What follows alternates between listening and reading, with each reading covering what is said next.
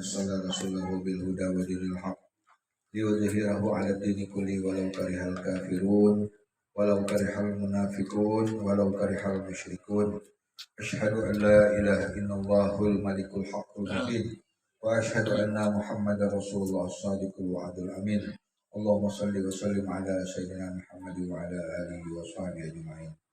قال رب اشرح لي صدري ويسر لي أمري واحلل عقدة من لساني يفقهوا قولي أما بعد.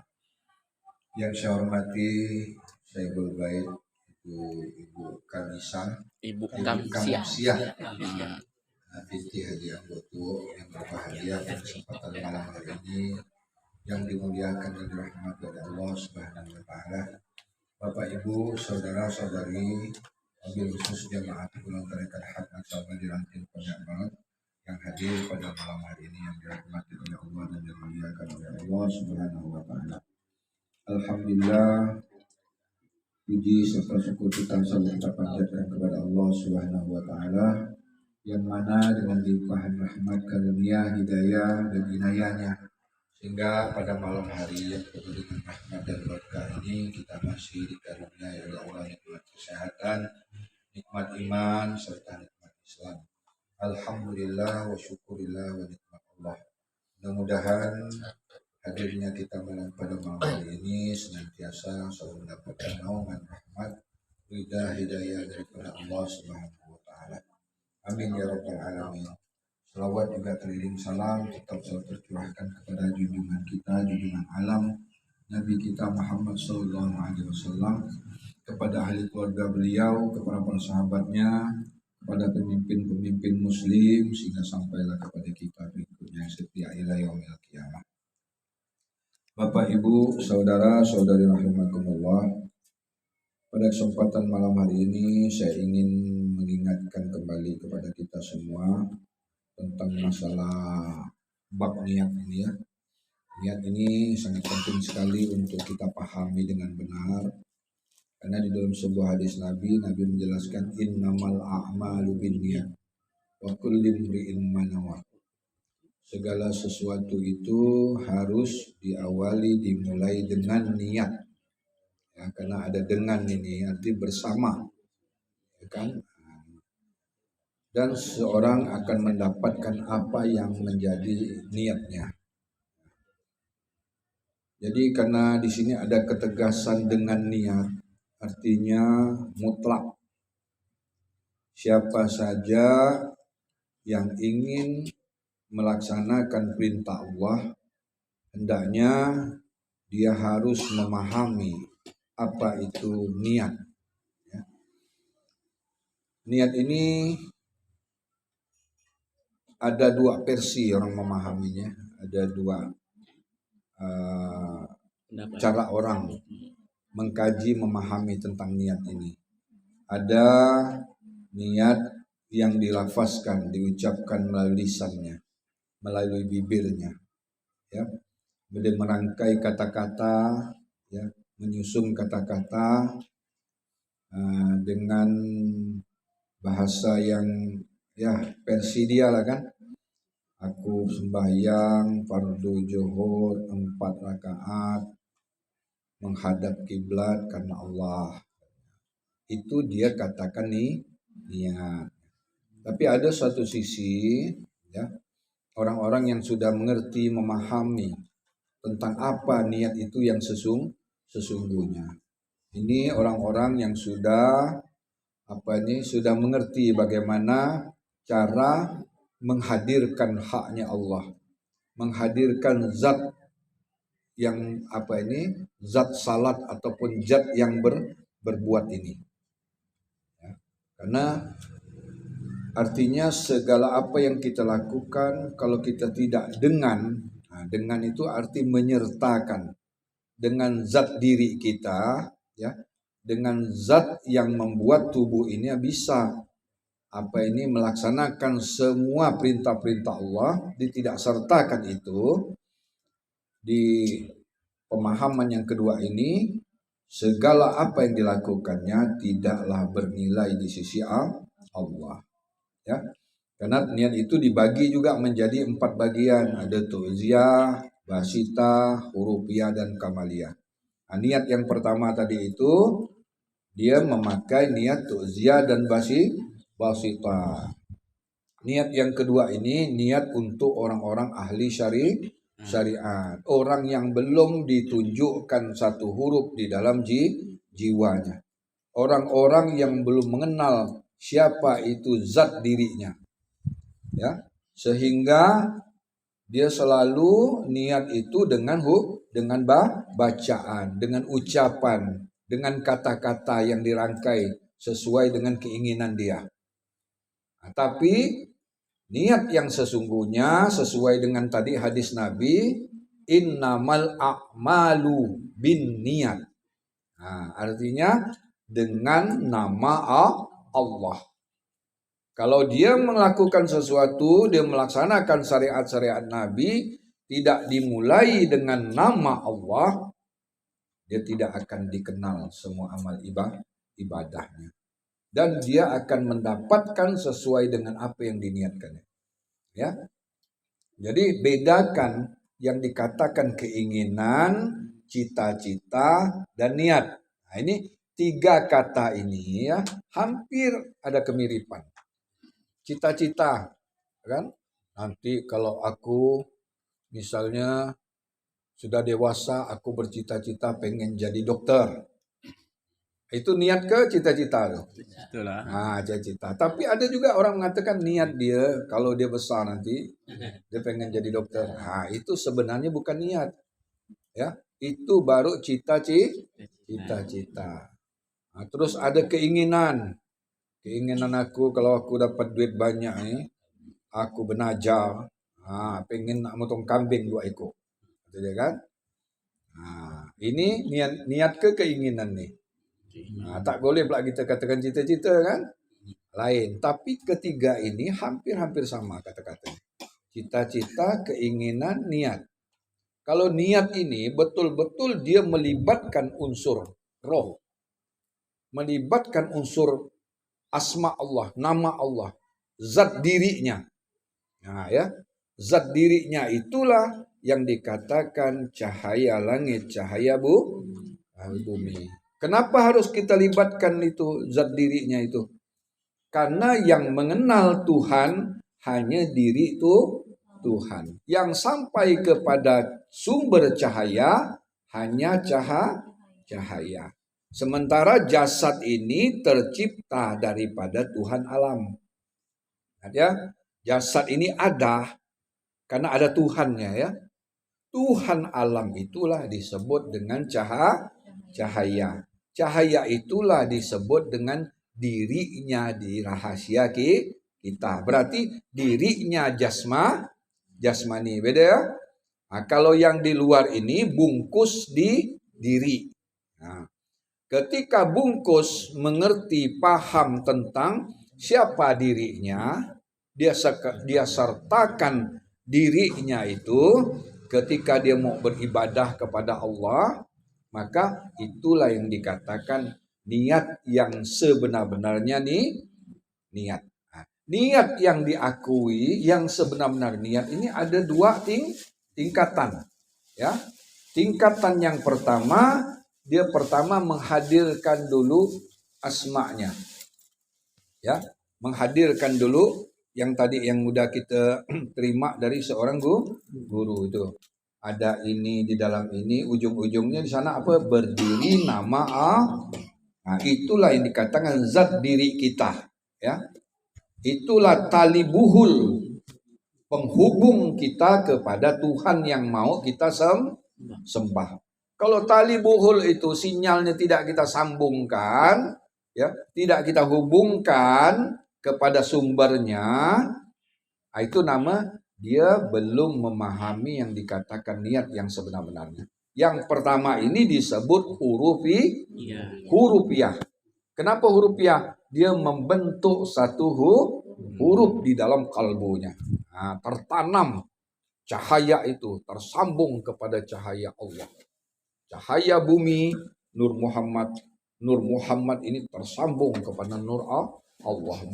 Dibuka hakikat, dihadirkan itu cahaya langit, cahaya bumi itu, ini namanya niat huruf ya. Ini latifah 1 sampai 9. Ya, ini harus kita pahami dulu. Tak boleh kita meloncat nak ikut-ikut orang. Ini kan ada belum memahami tentang latifah, dia nak ngikut gak orang. Membuka hakikat dengan cara bayan. Tak boleh. Karena belum belum makam kita. Karena sangat bahaya, itu harus diupacarakan. Karena kita melewati batas wilayah kita. Itu bukan wilayah nama lagi sudah. Ya. Dia sudah wilayah lebih tinggi. Jadi niat yang terakhir itulah yang dikatakan kamaliyah. Niat yang sempurna. Inilah yang dipakai tingkat nabi dan wali Allah. Udah berbeda ya. Kalau tingkat awam, tingkat hawas, dia masih memakai 1 sampai 9. Dia cukup menghadirkan 1 huruf. Tapi memang endingnya pun nanti dia menghadirkan 1 huruf itu pun pada hakikatnya ke sana juga. Nah, cuman untuk ke sana ini ya harus izin, ya harus di bahasanya dilantik lah gitu untuk bisa menembus sana. Nah, itulah tadi ada baiat-baiatnya, ada tawajuhnya untuk tabi'i, idopi, rohani itu ada baiatnya. Untuk ke Rabbani, nah ini pun ada baiat. Jadi tidak boleh, prosedur itu harus kita patuhi, harus kita ikuti. Jangan dengar kawan jikir share-nya mengaum, kita di rumah nak coba kak. Apa dia yang diaumkan? Nah, kita pun tak ngerti, karena bukan makam kita. Karena dari segi bacaan itu kalau masuk di dalam posisi Rabbani semua sudah tidak ada lagi, sudah hilang semua. Nah, kenapa sampai hilang? Dia sudah kembali kepada asalnya. Asal segala sesuatu itu sebenarnya tidak ada sebutan, tidak ada bacaan. Karena kita sudah tahu la harfin, la sautin, la musawwir. Tak ada suara, tak ada rupa, tak ada huruf, tak ada suara, dan tidak berupa. Kalau masih dibaca, itu masih ada sebutan, masih ada baharunya. Nah, kalau sudah dia masuk ke alam itu, dia tidak ada lagi baharunya. Yang baharu ini sudah lebur kepada yang qadim. Nah, itulah yang sempurna. Inilah yang dipakai oleh aulia Allah, yang dipakai oleh para nabi-nabi Allah. Inilah yang wajib kita tuntut.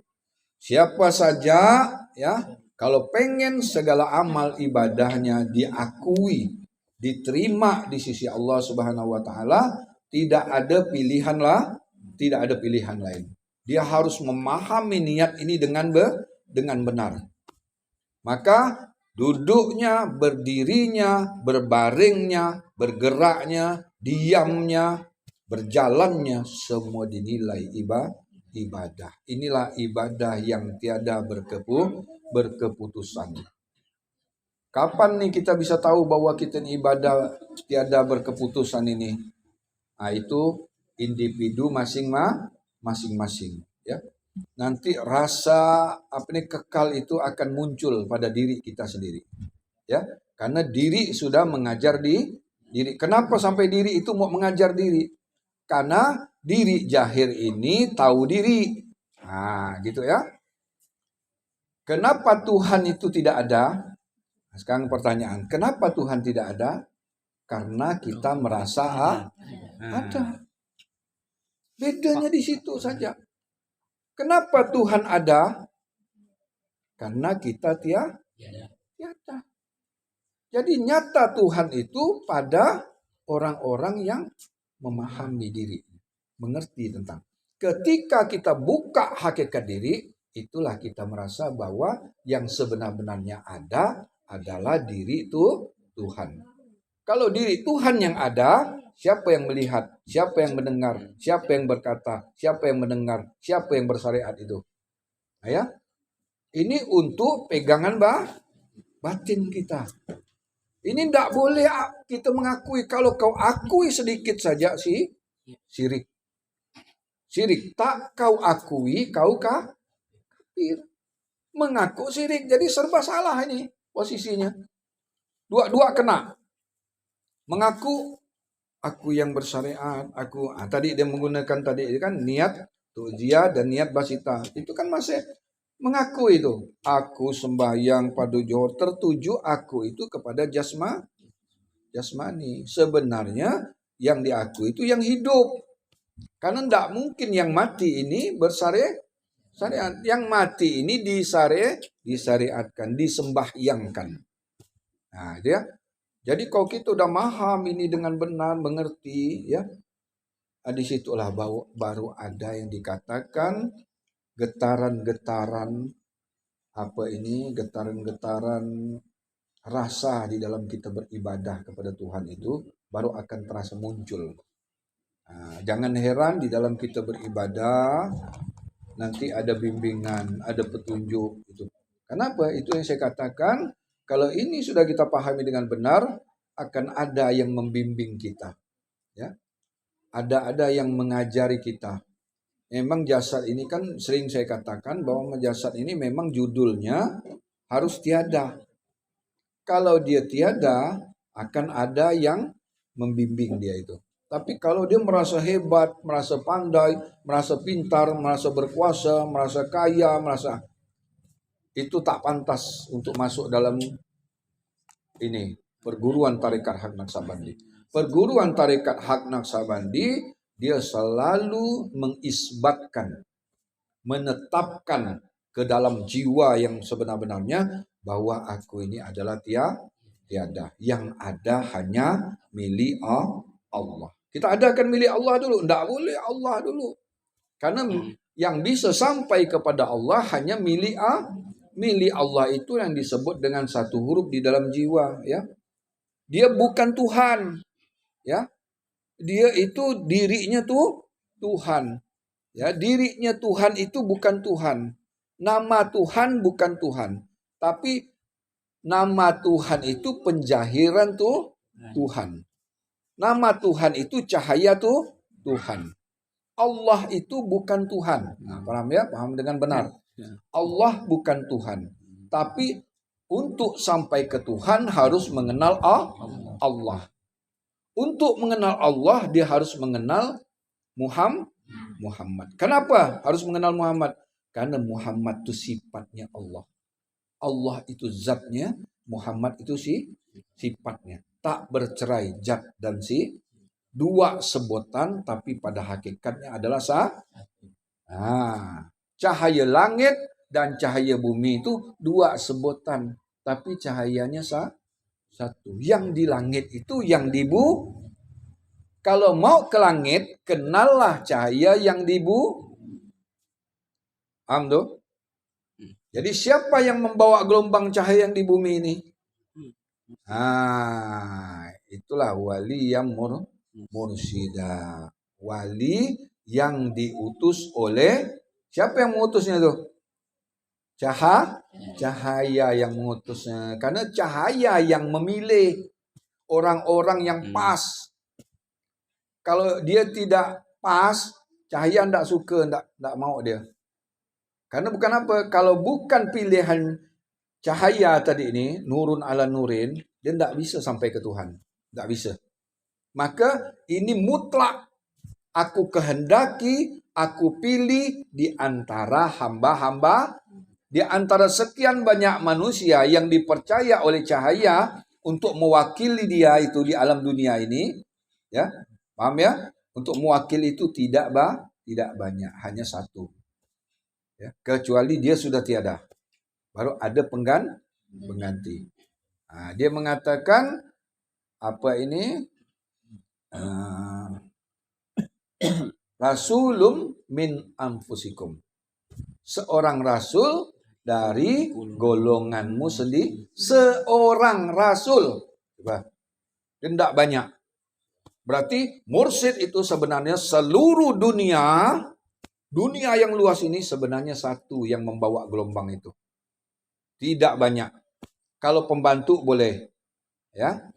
Nah, kalau banyak yang mengaku mursyid berarti ada yang KW, ada yang Nah, kalau asli apa bukti? Kalau KW apa bukti? Nah, jadi kita harus seleksi sekarang. Jadi kita harus silsilah, tawasul harus jelas.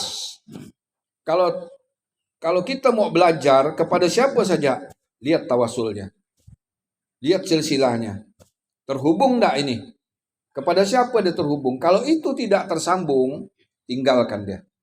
Berarti KW. Pertama. Kedua, ada bukti enggak dia? Coba suruh dia makan jengkol. Suruh dia makan petai. Oh, masih kencing bawa petai. Oh, tinggalkan. KW. Kita enggak mau main KW-KW dah kita. Kita mau main yang sebenar-benarnya yang bisa membantu kita keluar dari alam dunia ini. Artinya kita hidup di alam dunia, tapi jiwa kita sudah bisa menembus alam akhirat. Inilah ilmu yang sebenar-benarnya. Jangan cari yang KW-KW lagi. Bahaya nanti kalau kita beli TV yang kata orang tuh produk-produk yang tak jelas. Jangan. Jadi gurunya harus jelas statusnya dan guru benar-benar utusan cahaya. Kenapa utusan cahaya? Dia membawa gelombang. Tak bisa kita mau ibadah ke Tuhan tidak melalui gelombang. Tak bisa. Di dunia saja coba. Kita mau nelpon orang dari jarak yang paling jauh. Tak bisa kita gunakan suara ini. Kita pakai gelombang. Ya, nanti ya suara kita itu masuk ke telepon itu kan ada ininya, ada masuk ke satelit itu ke gelombang. Dari satelit itulah dikata perantara satelit ini. Satelit membagikan lagi kepada orang yang kita tuh tidak bisa. Saya mau ngomongan Mbak Im nih, kalau jarak dekat bisa, tapi kalau udah 5 kilo kita harus menggunakan jasa satelit. Apalagi ini ke Tuhan. Coba renungkan. Nah, ke Tuhan tak ada rasulun min anfusikum. Rasul utusan dia. Dari golonganmu sendiri. Berarti di zamanmu. Nabi Muhammad kau tak ketemu. Tak pernah bisa kau ketemu. Nah, kecuali memang Nabi Muhammad mendatangi kau. Itu pun orang-orang yang terpilih. Orang terpilih. Karena memang kalau kita berjumpa Nabi Muhammad itu betul-betul kita mimpi berjumpa dengan dia. Karena jin setan itu tidak bisa menyerupai wajah dia itu. Bedanya situ. Kalau wali-wali ini bisa masih jin setan bisa menyerupai dalam bentuk ini. Aku ni Syekh Abdul Qadir Jailani, aku ni Syekh Bahauddin Naqshbandi, macam-macam dia mengaku tuh. Tapi kalau Nabi Muhammad dia tak bisa menyerupainya. Karena wajah Nabi Muhammad itu dipenuhi dengan cahaya langit dan cahaya bumi. Maka tidak bisa dia menembus itu. Maka Nabi Muhammad inilah satu-satunya Nabi akhir zaman. Jadi tidak boleh kayak gelombang Nabi Isa kau pakai. Gelombang Nabi Daud kau pakai. Gelombang Nabi Musa kau pakai. Gelombang Nabi Ibrahim tak bisa. Kita sudah pakai gelombangnya Nabi Muhammad. Sudah lengkap dan sempurna, ya. Artinya kalau kita mengikuti apa ini tuntunan baginda Nabi Muhammad SAW, ikutilah secara utuh syariatnya, hakikatnya, makrifatnya, ikuti secara utuh. Karena tidak ada lagi. Kau bukan hidup di zaman Nabi Isa, kau bukan hidup di zaman Nabi Musa, kau bukan hidup di zaman Nabi Daud. Kau sekarang hidup di zaman Nabi Muhammad. Gelombang kau harus terhubung kepada Nabi Muhammad. Baru kau dihadiri. Tidak mudah dihadiri para wali-wali Allah itu. Kalau betul sama jalurnya, frekuensinya, gelombangnya sama, dia selalu menghampiri kita, mendatangi kita. Selalu membimbing kita, mengajarkan kita. Kenapa? Dia sudah tahu jalan. Kita yang tidak tahu jalan inilah kita harus bagaimana caranya, usaha kita, upaya kita untuk bisa menembus ke sana. Ya, Maka seorang guru itu tugasnya sangat berat. Jangan pengen-pengen nak jadi guru. Ya, jangan pengen-pengen nak membaiat-baiat orang. Ini baru gak belajar setahun dan nak baiat orang dah, nak buka batin orang. Aduh, ini baiat bukan sembarangan. Kalau tak ada dituntun oleh cahaya, kau tak bisa membedah. Seperti Nabi dibedah itu kan, dibelah dada itu. Itu dibelah dada, betul kata Pak Guru itu. Kalau salah-salah kau belah, yang kau lihat setan lagi tidur. Gampang itu. Kau nak berani belah-belah, kau tengok setan di situ, bukan kau pandang cahaya. Harusnya ketika kau belah itu, ya, membelahnya bukan dengan pisau, dengan asma Allah. Terbelah dia, tembus cahaya itu. Peganglah itu cahaya itu. Kau akan selamat di dunia wal akhirat. Itulah jalan titian siratal mustaqim. Ihdinas siratal mustaqim. Maka kenapa Al-Fatihah itu termasuk rukun di dalam salat? Karena ketika kau salat, kita tak paham dengan titian siratal mustaqim itu, tak ada arti salat kau semua itu. Dari rukun pertama sampai 13 kau tidak memahami hakikat Al-Fatihah, ya, tidak kau pahami ihdinas siratal mustaqim, hanya sekedar kau baca-baca saja, tapi tak ada ihdinas siratal mustaqimnya, mau bawa kemana jiwa kita ini? Tak akan tembus, tidak akan dikenal, tidak akan diterima amal-amalnya. Hanya dapat balasan di alam dunia. Tentu kita tidak mau, ya, tidak menginginkan amal ibadah kita yang kita capek berkeringat macam jagung keluar nih. Ternyata setelah dibuka catatan kitab induk kita, tidak ada apa-apa, kosong. Tapi kalau ini benar ya, Bapak Ibu, ini kita bukan bicara main-main ya. Kalau benar kita membuka hakikat diri, tersambung cahaya itu, ya, terhubung kita kepada Allah, wajib matinya akan kembali kepada Allah. Akan kembali. Kenapa? Allah itu cahaya, Muhammad itu cahaya. Kau berasal daripada cahaya. Yang baharu ini adalah cahaya yang menjahir. Ya, maka isinya ini nih cahaya. Ketika dihancur lebur, dia kembali ke cahaya. Karena air, angin, api, tanah itu sebenarnya jahir daripada cahaya. Maka cahaya itu disebut Tuhan alam. Ingat ya? Tuhannya cahaya ini siapa? Tuhannya cahaya itulah Rabbul Izzati. Itulah tempat kembali semuanya. Kalau kita sudah bisa menembus itu, ya, itulah yang dikatakan orang dapat cap bebas, merdeka. Dia bisa kemana saja. Dia tak perlu memakai hukum-hukum dunia. Dia tak perlu memakai hukum syariat. Duit tidak berlaku baginya. Nah, kenapa tak berlaku baginya? Dia bisa kemana saja. Coba lihat sejarah para wali-wali Allah, nabi-nabi Allah. Dengan duduk tafakur di dalam kamar, orang melihat dia ada di mana? Nah, berlaku tak hukum syariat itu? Berlaku tak duit tu? Kalau kita nak pakai duit, berapa biaya tu? Satu malam bisa 3 kali 4 kali ke Mekah nak. Kadang-kadang dia di sini, orang melihat dia ada di Malaysia. Ada di Sri?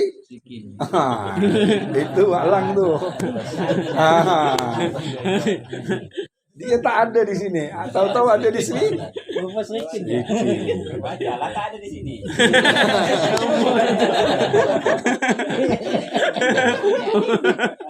Jadi maka ilmu ini kalau benar kita memahami niat dengan benar, kita jangan aneh dengar cerita-cerita wali-wali itu. Kok wali ini mati bisa kuburannya, makamnya sampai 9-10. Dia udah mati misalnya di Banjarmasin tinggal ya. Tahu-tahu dengan orang yang sama pernah dikebumikan di Sumatera.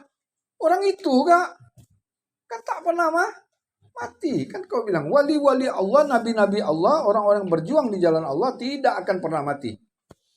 Kenapa? Dia hidup, dia merdeka. Itulah saya bilang cap bebas. Coba kalau kita mau masuk Malaysia cap bebas, gratis masuk ya. Cap bebas karena kita udah orang-orang terpilih. Mau enggak kira-kira kita seperti itu?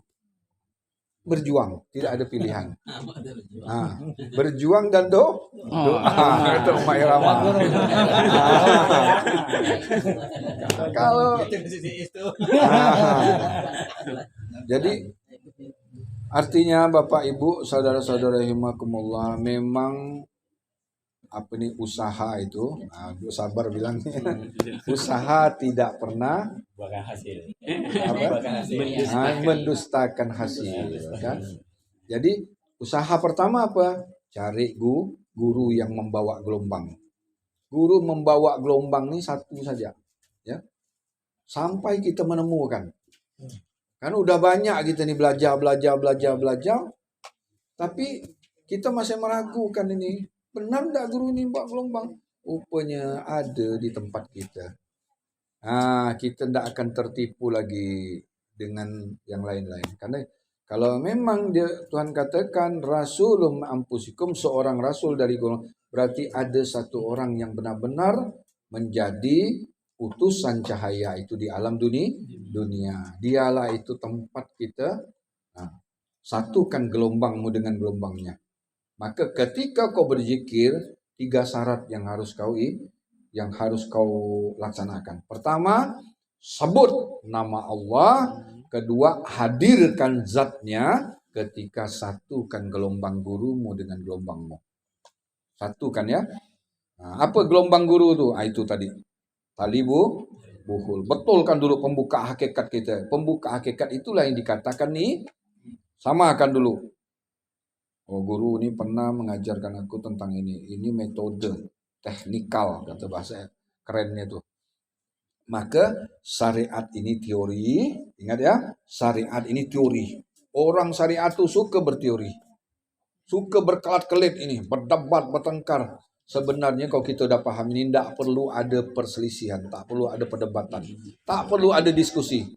Apa? Masuk dalam wilayah tarekat. Apa teknik? Teknik untuk menembus alam roh. Itu syariatnya teori. Belajarlah teori tentang macam-macam. Masuk dalam tarekat, kita belajar teknik untuk menembus alam roh. Sekarang tekniknya sudah kita dapatkan. Betul enggak tuh? Masuk kita, setelah teknik kita illah. Buka dulu hakikat ya. Itu cara-caranya. Itu rukun tuh. Rukun itu artinya kalau tak kita penuhi, tak kita buka hakikat kita, tak ada gunanya kita berzikir itu. Apa yang kau sebut itu kosong. Kau masih yang berzikir. Sementara yang sebenar-benarnya berzikir itu adalah milik Allah. Kenapa? Karena kau tak pernah melibatkan unsur roh di dalam kau menyebut nama Allah. Kan? Jadi buka hakikat diri, sebut namanya, hadirkan zatnya, satukan gelombangnya. Baru kau zikir. Pasti kau akan menemukan perjalanan-perjalanan itu ya. Kalau belum, sabar. Ya belum, memang betul gitu. Tidak ada pilihan lain. Kalau belum, berarti jangan salahkan orang lain. Jangan salahkan Tuhan misalnya. Tuhan, aku ini udah puas gak nih? Ngapa masih belum? Jangan. Berarti ada yang belum pas. Belum saatnya. Nanti ketika itu, ini kan tahap merintis ini. Macam kita mau nggarap. Hutan ini lebat. Orang semua tidak mau nggarapnya. Karena lebat hutan ini kan malas nak nebang itu. Tapi ketika tanah yang kita garap ini sudah ada nilai, sudah ada harganya, wah semua mau ngaku ini tanah dia. Wah sengketa. Tapi waktu nebas pertama dia tidak mau. Tidak mau mengorbankan duitnya, mengorbankan waktunya, mengorbankan tenaga untuk menggarap, dia tidak mau. Macam kita ini penggarap. Penggarap itulah kita belajar teknik untuk menembus alam roh. Ilmunya sudah ada. Yang dimasukkan seorang guru, baik mursyid maupun badal, kita menerima itu dimasukkan itu. Ya kan? Itu bukan orang sembarangan tuh, bukan dia yang memasukkan. Karena dia utusan Dia dipilih, berarti dia ni dibolehkan untuk memberikan, membagikan kepada orang lain. Kalau ini orang yang tidak dipilih oleh cahaya, dia tak bisa. Tak bisa. Maka hanya satu saja. Kalaupun dia badal, tapi badal itu utusan mursyid. Berarti mursyid itu yang memilih. Ya, tak boleh aku yang pengen jadi badal. Aku pengen, tak bisa. Akhirnya jamaah kau bawa kemana kita tak tahu. Harus yang benar-benar jamaah ini bawa ke Tuhan, tapi jamaah ini dibawa ke jalan-jalan selain daripada Allah. Itu yang berbahaya. Jangan minta-minta. Biarlah dia yang memilih. Biarlah cahaya itu yang memilih. Karena dia yang tahu siapa orang yang pas, orang yang tak pas. Ya, jangan suka-suka. Ini udah mimpin zikir, pengen nak jadi guru, nak jadi. Kita ini berbagi pemahaman. Karena apapun semua niatkan itu tujuannya adalah ibadah. Semua kita lakukan murni untuk ibadah kepada Allah. Tidak ada motif-motif lain. Makin banyak orang yang mengerti tentang tata cara ibadah yang benar, artinya rahmat Allah turun dari langit dan dari bumi. Jadi kalau ada bencana di kampung kita atau di negara kita, jangan salahkan salahkan kenapa kita ini tidak kenal. Jadi alam itu tidak mau bersahabat dengan kita karena alam ini punya Tuhan. Tuhan alam kan, Tuhan diri kita. Ini alam juga, alam jasmani. Alam jasmani diberi tempat, disebut alam dunia. Tempatilah dunia itu, nikmatilah. Nah, dia tuh semua punya Tuhan. Nah, kalau kau tak satukan gelombang alam ini, tidak kau kenal Tuhannya, itu yang membuat banyak musibah dan bencana. Kenapa? Kau tidak mengerti cara ibadah. Walau ana ahlal qura amanu wa taqaw la fatahna alaihim barakatin minas sama. Apabila penduduk satu negeri itu beriman dan bertakwa, maka aku akan turunkan rahmat dari langit dan dari bumi. Nah ya, beriman kan kemarin kita sudah membahas iman itu di tempat Pak Is. Nah, Iswanto. Iman itu harus apa? Dimasukkan. Iman itu bukan mau-mau kita mengaku-ngaku, tak ada dimasukkan nak beriman, tak ada bisa. Tidak ada pilihan, harus ditawaju, ditunjukkan, ditanamkan nur iman dan nur kitab itu ke dalam kalbu, baru kau bisa jadi orang beriman. Jadi tak mau belajar, jangan harap mati kau selamat. Udah itu aja ketegasannya. Tak mau mencari guru, tak mau tawaju, tak mau baiat, jangan harap kau mati bisa selamat kembali ke Tuhan. Itulah aturan baku, aturan rukun, tidak boleh ditawar-tawar. Itu dasar pertama. Setelah dapat ini pun untuk menembus yang sebenarnya itu pun bukan mudah. Yang sudah dapat ya masih bingung, apalagi yang belum dah. Yang sudah ditanamkan nur iman dan nur kitab ke dalam kalbunya, ibadahnya masih ragu-ragu. Apalagi kau yang tak ada sama sekali. Itulah gelap gulita di lautan yang dalam. Gampang itu, coba pahami. Gelap gulita. Bagaimana matinya kita itu? Kalau orang-orang tidak ditanamkan nur iman itu. Ya. Wa man kana fi hajihil a'ma fahuwa fi akhiril a'ma wa adallu sabila. Barang siapa di dunia ini sudah buta, tidak kenal siapa zat dirinya, zat dirinya, maka di akhirat itu dia lebih buta lagi. Ya, artinya kita berjalan di sana dalam keadaan buta. Kalau buta itu berarti dia tidak sukses jadi manusia. Kalau manusia dia sukses, dia akan menemukan tempat yang sesungguhnya. Dia tahu jalan kembali kepada Allah. Kenapa? Sudah terang menerang. Ya, gilang gemilang. Tidak ada bandingannya. Dia kembali kepada Allah dalam keadaan mata yang besar, terang. Tembus menembus cahaya itu membawa dia, menuntun dia sampai ke tempat asal ke dirinya. Asal dia itu dari mana? Nah, maka sir itu kita berlatih untuk mengembalikan diri kita kepada asal kita. Jadi kita diam itu bukan sembarang diam gini ya. Kita mengembalikan diri ini kepada tempat asalnya kejadian kita. Ada dibawalah si Rasul ini namanya. Si Rasul itu membawalah ya jiwa yang suci ini yang sudah dituntun ini untuk menuju kepada Tuhan. Pada saat itu kau tidak ada lagi merasa kau ada. Pada saat itu kau tidak tahu aku ini di mana. Siapa aku? Di mana aku? Dari mana aku? Kau tidak tahu lagi. Kau berpikir aku belum. Sampai kau tidak kenal lagi. Yang kau tahu hanya ada satu saja. Nah, ya, yang kau tahu hanya ada satu saja. Dia saja yang ada. Itu yang dikatakan dia saja. Nah, dia saja yang ada. Maka kita disebatkan nanti illah.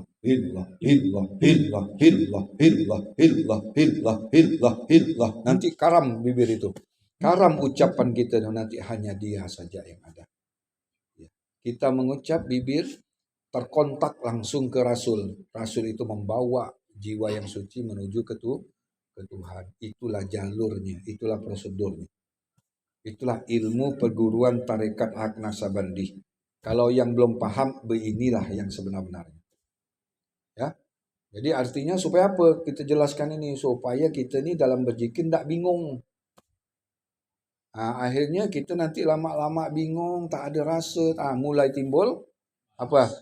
Malas, mau datang tak kuasa, banyaklah alasan itu ini. Kenapa? Itu tadi itu. Dia belum bisa di dalam dia berzikir itu, dia belum bisa menembus alam rasa. Alam sir, alam rasa. Padahal sirullah itu ada pada diri. Rasa, rahasia Allah itu ada pada diri. Masuklah. Karena ilmunya sudah ada dengan kita. Kecuali dia belum menerima ini. Oh sulit, tidak bisa. Kalau kita tinggal melangkah. Tinggal semangat saja. Kita bermodalkan semangat saja. Ya. Kalau semangat ada, ilmunya sudah ada, kita bisa satukan gelombang guru dengan gelombang kita, sebut namanya, hadirkan zatnya, otomatis kau akan berangkat mi'raj. Baru kau benar-benar mengerti apa itu salat. Kau sekarang yang kau pahami hanya syariat yang salat. Ketika kau terlambat mengerjakan, kau merasa kesal, marah. Sebenarnya orang berilmu itu bukan pada itunya itu, waktunya itu bukan. Dia tidak terikat dengan tempat, ruang, dan waktu. Tapi ketika si dalam itu, ketika dia, istilahnya tuh,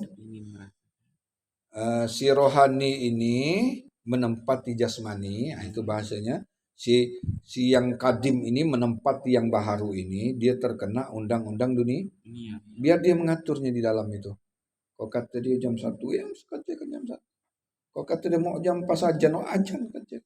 Kita mengerjakan bukan hawa nafsu. Kita bukan menyembah waktu bukan. Orang yang mengenal diri, dia tidak menyembah waktu. Dia menyembah pemilik waktu itu. Karena dia sebenarnya salat itu bukan di alam dunia. Salat orang yang berilmu itu bukan di alam dunia. Tapi salat orang yang berilmu itu dia masuk di alam roh. Di sana alam cahaya. Di sana itu tadi itu yang ditemukannya wali, nabi, malaikat, jin Islam. Itu di sana dia berkumpul di sana ibadahnya. Maka kenapa kita nanti akan kita temukan. Inilah ilmu dahsyatnya ilmu kita perguruan tarekat Haq Naksabandi. Jalur kita sudah benar, bukan KW. Sudah benar, tinggal kita sedikit saja melangkah. Kalau kita ke sana, baru kita tahu. Baru kita tahu orang itu benar tak benarnya. Ini pengen ini, macam-macam udah. Ini yang betul, ini yang boleh kau ikuti. Ya.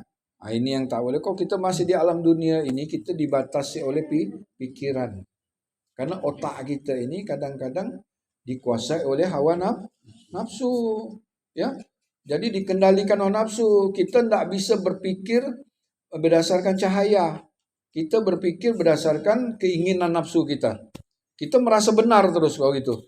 Ya, kalau kita dicampuri hawa nafsu, pikiran ini kan sebenarnya kalau disoroti oleh cahaya, pikiran kita ini berarti yang berpikir itu bukan kita. Ya, yang berpikir itu adalah cahaya, maka dia bisa menyelesaikan semua masalah. Karena cahaya itu yang menuntun kita, membimbing kita. Tapi kalau kita tidak hadirkan kita tidak sertakan cahaya itu di dalam kita melakukan apa saja, berarti diambil alih oleh hawa nafsu. Kita merasa benar nih, tahu-tahu itulah yang berbahaya. Kita mencari seorang guru itu menurutkan kemauan hawa nafsu. Guru kita sudah benar jalurnya. Ya. Kenapa? Bukan kita nih karena kita belajar di perguruan tarekat An-Naqsabandi lalu kita ibaratnya tuh kalau kepedean. Bukan. Artinya kita berani ngomong gitu karena kita betul-betul merasakan batu orang ini memang ada di sana. Bukan orang-orang ini hanya bermain-main di alam dunia. Apa arti dia berani juara di mana? Juara di gangnya ya. Ada kan orang kan? Wah, tapi kok di dunia luar biasa ceramah dia. Hebatlah dipuji orang di sana tak ada. Enggak tuh. Di dunia ini dia hebat dipuji-puji orang, dibangga-banggakan orang. Ustadz 1000 umat. Sana tak ada. Itu yang berbahaya. Biar sini tak dikenal orang. Macam orang bahasa bodoh-bodoh, macam orang pandang orang kan. Biasa ya dia tuh. Kadang-kadang jalan pakai channel lepis. Jangan selalu menilai orang dari sisi jahil. Ternyata dialah tuh orang yang paling betul di sananya. Kenapa? Ada dia di sana. Itu kan kita harus pembuktiannya, kan harus kita ke sana. Pelaku artinya tuh. Bukan orang bercerita, berdongeng, bukan. Yang mendongeng ini berarti dia belum pelaku. Orang berdongeng, tahu berdongeng, tapi dia tidak mengalami. Tidak masuk di dalam cerita. Maka orang yang masuk dalam cerita dia tak bisa dibohongkan, dia tahu orang ini yang boleh kau ikuti, yang ini jangan kau ikuti. Ya. Ini tidak boleh kita, ini rahasia. Cuman berhati-hati. Benarkan tata cara zikirnya, buka hakikat dengan benar, itu yang dikatakan niat di dalam hati, bukan niat di bibir. Kebanyakan ini banyak umat Islam ini salah semua dah. 80% itu semua di neraka tuh. Ya, 20%-nya yang benar-benar memahami niat yang sebenarnya. Itu 80 tuh di neraka, bukan kita nakut-nakutkan. Banyak yang tak paham itu dengan hakikat niat itu. Dia taunya usolli fardhu. Coba kita salat Jumat apa tuh? Aduh, ngapa nih? Ceramah hebat kita dengan khutbah dia tuh. Gini dalilnya. Tapi ketika sembahyang usolli fardhu Jum'ati rakaat ini mustaqbilal qiblati. Udah dikatakan niat itu di dalam hati. Kenapa Bapak masih lafazkan? Berarti Bapak ini tak ngerti ke kesepakatan para ulama, niat itu di hati, berarti bukan di bibir. Lapas tuh itu untuk anak-anak yang belum akil balik, belum ada kewajiban untuk menuntut ilmu, ya.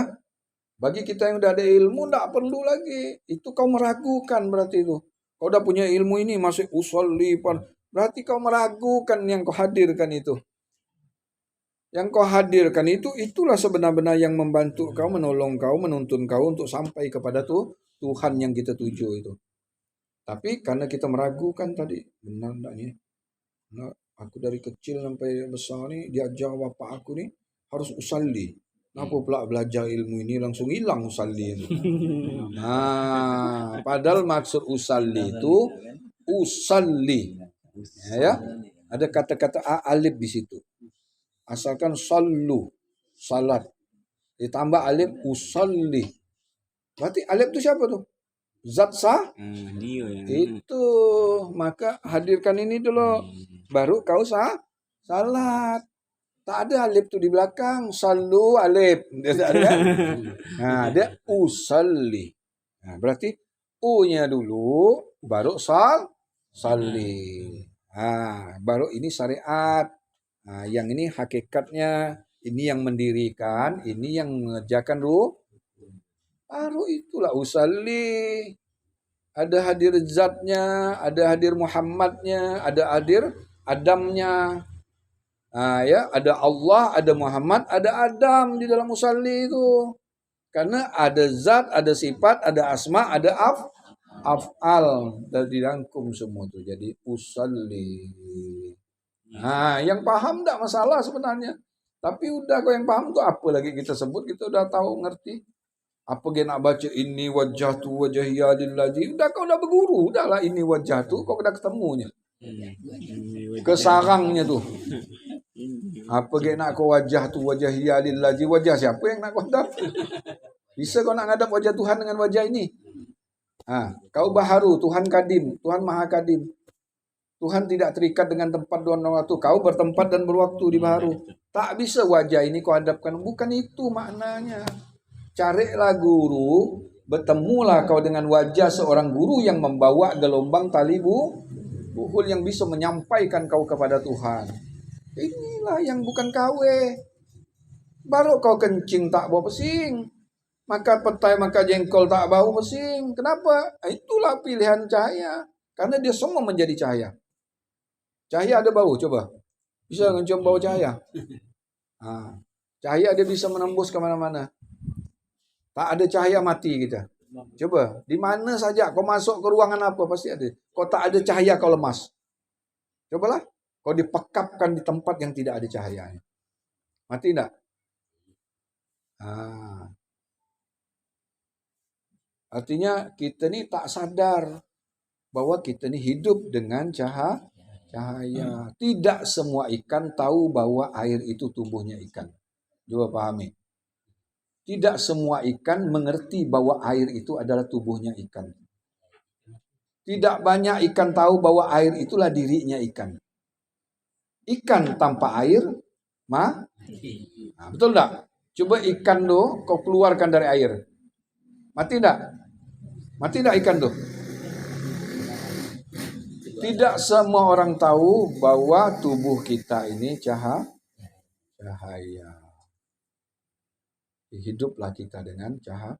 Tidak ada kita ni tak ada. Kita ni lak semua. Yang isbat tu hanya cahaya. Cahaya lah yang melihat, cahaya yang mendengar, cahaya yang berkata, cahaya yang bergerak. Semua cahaya. Itulah baru nyata Tuhan. Kalau kau masih merasa aku bekerja, aku melihat, aku mendengar, aku cari duit, udah habis. Kau lupa akan asal kejadian kau. Inilah orang tidak salat 24 jam. Ini orang merasa, dialah yang hebat, yang pandai. Ini syirik dia. Dia salat tapi syirik. Ada juga yang salat kafir. Ada juga yang salat kena Jadi jangan sampai kena dua-duanya. Supaya aman tidak kena duanya, carilah ilmu. Ilmu itulah yang membuat kita terbebas dari syirik, terbebas dari kafir. Kafir indallah ya. Tapi di mata manusia kita tidak mungkin orang mengatakan kafir. Kau sembahyang. Betul tak? Lihat rajin ke masjid. Ya kan? Sembahyang bagus, tepat waktu. Apa pula aku jadi kafir? Tapi ini memang bahasa-bahasa kita ini sebaiknya berhati-hati. Jangan, bahasa ini kan untuk kalangan kita, artinya untuk menggugah pemikiran kita ya, wawasan kita supaya kita mengerti. Kenapa kita ini sudah sembahyang tapi masih kafir? Karena itu tadi itu tak mengenal. Tak tahu niat yang sesungguhnya. Niat yang sesungguhnya itu hadirkan sedikit zat salat ketika kita mau melaksanakan perintah Allah. Berarti apa? Dengan nama betul tak? Fardan lillah. Kata gitu kan? Fardu. Karena Allah. Kau fardu karena Allah hanya sebutan. Kau kita bukan. Allah itu sebutan. Fardu. Karena itu.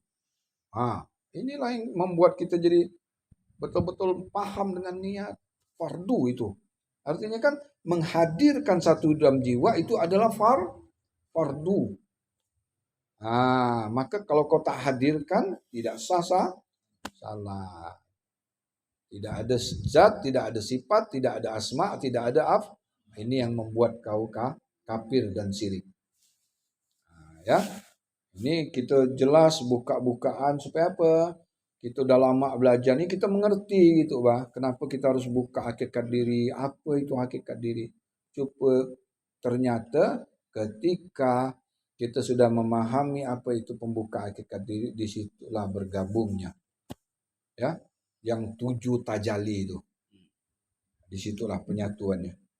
Penyatuannya itu di situ. Ketika kita membuka hakikat diri, penyatuan. Di situ ada zat, ada sifatnya, zatnya Allah, sifatnya Muhammad, asma'nya itu tadi, ya, af'alnya roh. Af'al roh di alam dunia jasmani. Ini af'al roh. Af'al Tuhan itu di alam roh. Nyata Tuhan itu di alam roh. Maka kata Tuhan, tiada aku nyata kepada yang lain kecuali nyataku pada insan. Al insanu siri wa ana siru. Manusia itu rahasia. Yang sebenar-benar manusia itu bukan ini. Nah, insan itu ini. Ini bungkusnya manusia. Nah, insan kan kita udah pernah jelaskan pakai papan tulis itu. Pahamilah kata itu maksudnya itu. Apa alif, apa nun, apa sin, apa alif, apa nun. Nah, alif Allah, sin sir naik, alif cahaya, rahasia Allah cahaya. Nah, itulah dikatakan insan inilah yang jahil ke Tuhan. Tuhan tidak akan terima amal ibadah kita kalau tidak diriku yang kau bukan aku tidak akan dikenal Tuhan. Hanya milik aku yang bisa sampai kepada aku. Kita cukup mengenalkan diri kita, la haula wala quwwata, bahwa yang ada adalah milik Allah. Apa milik Allah? Kau tidak ditunjukkan selamanya kau termasuk orang-orang yang tersesat. Betul enggak? Wa dzkuruhu kama hadakum. Ingatlah Allah. Berarti kalau ingat Allah itu wa dzkuruhu kama hadakum. Ditunjukkan dulu. Sebelum itu kau termasuk orang-orang yang gelap, buta, tuli, itulah dia. Somom, bokmom, om, yom, pahum lah. Nah, kau tuh buta, tuli, peka, bisu, semua kau tuh. Itulah. Mati kau tidak akan pernah selama. Jadi ya, pahamilah dengan benar, bukalah hakikat itu dengan benar, supaya apa? Buka hakikat inilah pintu masuk.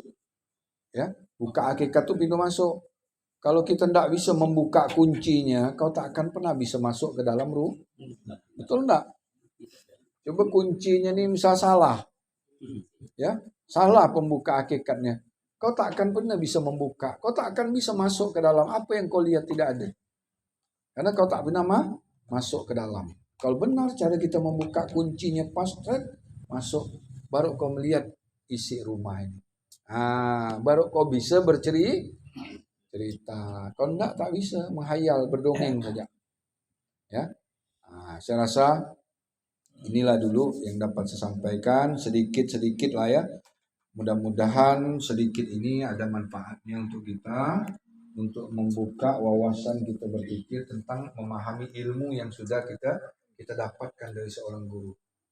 Artinya bukan kita ini buka-bukanya, artinya membongkar rahasia, bukan, supaya jamaah ini paham gitu kan. Supaya ketika dia berpikir benar-benar dia menyentuh ke tingkat rasa tadi. Ya.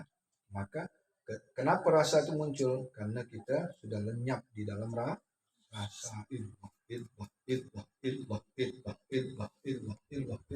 Mau cepat ya gitu.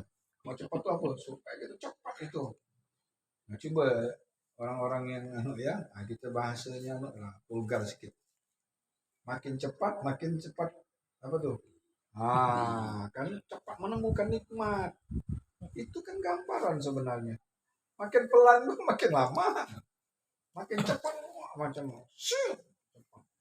Di situ masuk ke dalam baru menemukan rupanya inilah selama ini orang ini tidak paham, tertipu dengan amalia-amalia jahil, tapi tampak dengan ilmu, tertipu dia.